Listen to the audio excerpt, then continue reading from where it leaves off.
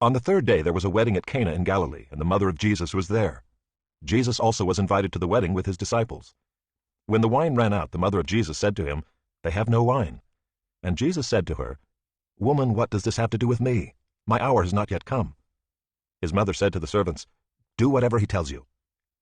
Now there were 6 stone water jars there for the Jewish rites of purification, each holding 20 or 30 gallons. Jesus said to the servants, "Fill the jars with water." And they filled them up to the brim. And he said to them, "Now draw some out and take it to the master of the feast."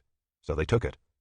When the master of the feast tasted the water, now become wine, and did not know where it came from, though the servants who had drawn the water knew, the master of the feast called the bridegroom and said to him, "Everyone serves the good wine first, and when people have drunk freely, then the poor wine. But you have kept the good wine until now."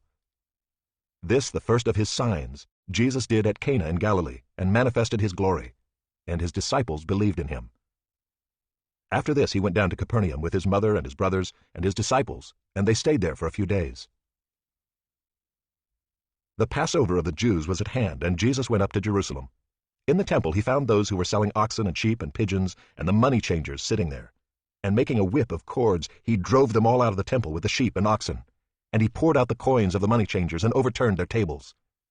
And he told those who sold the pigeons, "Take these things away. Do not make my Father's house a house of trade."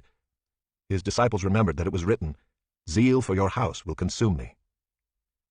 So the Jews said to him, "What sign do you show us for doing these things?" Jesus answered them, "Destroy this temple, and in 3 days I will raise it up." The Jews then said, "It has taken 46 years to build this temple, and will you raise it up in 3 days?"